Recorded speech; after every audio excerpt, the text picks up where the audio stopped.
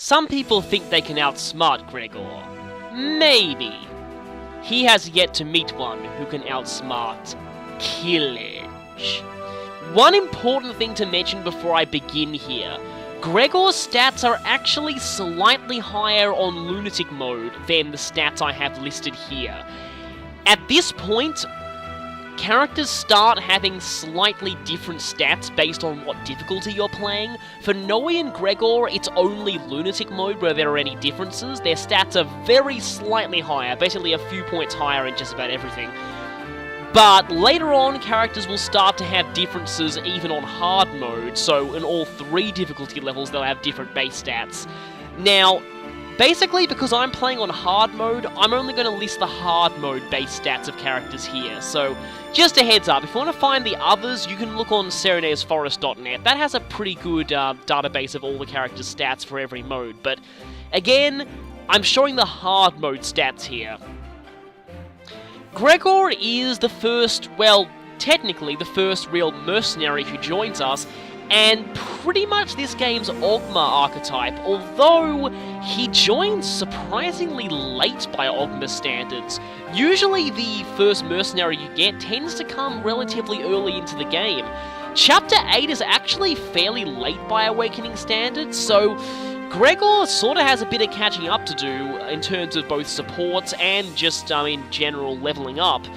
But he does have some pretty decent growth rates. I mean, as a mercenary, you'd expect him to have great skill. That's pretty much the main stat for the mercenary and hero class branch, and he definitely has a lot of that. But really, the main thing that stands out about Gregor is his very, very high HP growth and very good strength growth for a mercenary. His HP growth is among the highest in the game, and again, remember that on my scale, HP growths are actually 40 points lower than they really are, so his HP growth is actually 105, which is very, very impressive. A 60% strength growth isn't bad either, especially with a +2 modifier, and his defense is very good by mercenary standards too, having a pretty decent base of 10, and a pretty decent 50% growth and a +1 modifier there. The main weakness Gregor has, though, aside from his resistance, which, well, it's very low and he has a -2 cap there, so keep him away from magic, he doesn't really like that. But apart from that, I mean, -2 to magic cap isn't really that much of a problem, considering that Gregor has no magic classes, so that's pretty much pointless for him, unless you want to use some kind of a magic sword or axe, but really, who'd do that with Gregor? No, his main weakness is the fact that his speed is actually a little low for a mercenary. Now, a 50% growth isn't too bad, and neither is his base speed, but it's the fact that he actually lacks a positive speed modifier. I mean, it's not negative, but the thing is, most characters of the mercenary or hero class would at least have a +1 in speed. The fact that Gregor doesn't have any modifier in speed, again, makes his speed fairly low by mercenary and hero standards, so Gregor's something of a mighty glacier when it comes to the class. He's more about brute strength than he is about speed, which is kinda strange, but for brute strength he does it pretty well, and he's very durable for a mercenary, so again, Gregor is a little strange by mercenary standards, but if you want one who's more of a tank, then, well, he's your man. Gregor's class options, as you'd expect, are entirely physically based, and they're actually kind of interesting. Well, firstly is the mercenary class branch, where he'll get arms thrift, although with a -1 luck cap and a fairly average luck growth, he's not going to get as much use out of that as, say, someone like Donald will. Now, patience, though, which is +10 accuracy and evasion during the enemy's turn, is actually something that could set up quite a good combo with a few other skills he learns, but on its own, it's fairly weak. As far as promotion options go, he can promote to either Hero or Bow Knight. Bow Knight isn't exactly the most defensive of classes or powerful, so I'd really recommend Hero here. He'll also learn Soul from the Hero class, which really helps out with his more bulky build, especially with his great HP, which means that he'll be able to drain a lot of health from the enemy, so Soul is a pretty great skill for him in general. Axebreaker is, I guess it's kind of alright, but the vast majority of his classes don't fear axes very much at all. And, I mean, I guess the extra 50% evasion can kind of help, but Gregor's bulky enough to take a hit anyway, so not exactly sure he gets the biggest benefit out of this skill. I mean, Bowbreaker from Bow Knight might be somewhat useful, considering that Gregor usually can't counterattack against bows, so having extra evasion against them is helpful, but even then, it's not like he has any flying classes, so Bowbreaker's better for some other characters. Rally skill, again, better for other characters. Gregor only learns 2 rally skills, although one of them is male exclusive, so at least he has that going for him. Gregor is somewhat interesting in the fact that he has both the Mercenary and Myrmidon class options. It's very, very rare that you see someone who has both of those, because usually they're considered polar opposites when it comes to sword-using classes. But as a Myrmidon, Gregor will be able to patch up his speed a little bit, though he'll never be able to have as much speed as the characters who start out in this class, because he lacks a positive speed modifier, so he's not exactly the greatest in this class, but the skills that he'll gain from it are pretty helpful.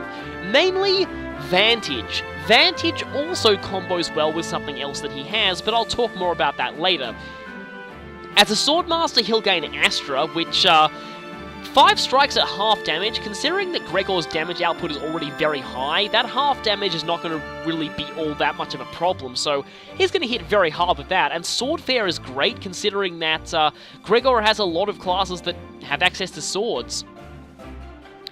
As an assassin, well, lethality is really the main draw here. It's amazing no matter who uses it, and with Gregor's great skill growth and cap, he'll be able to activate it quite a lot, so definitely a good skill to consider. Pass is, again, it's always helpful, but he doesn't have very many movement boosting skills to really buff this skill, but I mean, it's decent. Now, Gregor's other class option is kind of interesting. He has Barbarian. He's one of the few characters who actually has this. Something that I should have mentioned earlier, I think, with Vake is, we never get a character who actually starts out as a Barbarian. The only way to have this class is to use a second seal to reclass to it. And out of all the characters who can be a Barbarian, Gregor's probably one of the best at it. I mean, he'll have great skill to mitigate the class's usually low hit rates, and he'll still hit very, very hard. Despoil is not all that great with his negative luck growth, and Gamble, there are better skills out there. He can promote from this class to Warrior, and gain access to bows, which he can have in Bow Knight as well, or Berserker. Now, Berserker I think is the real good option here. Not only will it really help with Gregor's main strengths, that is, well, strength and HP, but from here he'll be able to learn the Wrath skill. Now, this is the combo that I was talking about before. With access to both Myrmidon and Barbarian, which is actually a very rare combination, Gregor is one of the few characters in this game who can use the very famous Vantage and Wrath combo. It basically goes like this. Both skills activate when you're on less than half HP. Vantage makes you always strike first when an enemy attacks you, and Wrath increases your critical hit rate by 20. Now combine that with Gregor's naturally high skill, possibly combine that with Gamble as well. I mean, the accuracy reduction from Gamble is not going to be much of an issue because Gregor has amazing skill anyway. And combine that with a Killing Edge or another killer weapon, and basically it means that if an enemy attacks you, chances are they're going to take a critical hit to the face before they have a chance to even do anything. And this can be a pretty deadly combination, especially combined with Soul as well, where Soul doesn't conflict with Wrath at all. So with Soul, you'll be able to recover HP as well. I mean, that will ruin the combo, but you can set it up again if another enemy hits you, so it's actually a pretty decent set of skills.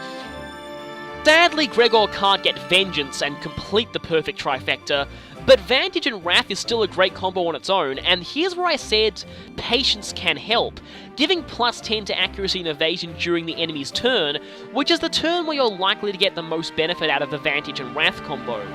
Overall, Gregor has some very unique and interesting class options, and it's probably one of the main draws about using him. He's one of the few people who has access to a few pretty cool skill combos like Vantage and Wrath, and he's one of the few who has access to both the Mercenary and Myrmidon class branches, so he can be very useful. Gregor is voiced by Paul St. Peter, using the pseudonym George C. Cole for some reason. Now, Paul St. Peter is mostly known as the voice of Xemnas in the Kingdom Hearts series. Yeah, let that sink in for a moment. He actually sounds very different as Gregor. Paul St. Peter does voice one other character in Awakening who does sound a little more like Xemnas, But seriously, the way he pulls off Gregor's accent is actually pretty commendable. He's done quite a few other roles in video games, though not any particularly major ones. He's the innkeeper in Bravely Default, Clavis Alucard in Blades Blue, and pretty awesomely the announcer in Soul Calibur 5. But yeah, Xemnas is obviously his most famous role by far. Funnily enough, the voice actor for the Heartless version of Xehanort is in this game too, but we won't be seeing him until quite a bit later.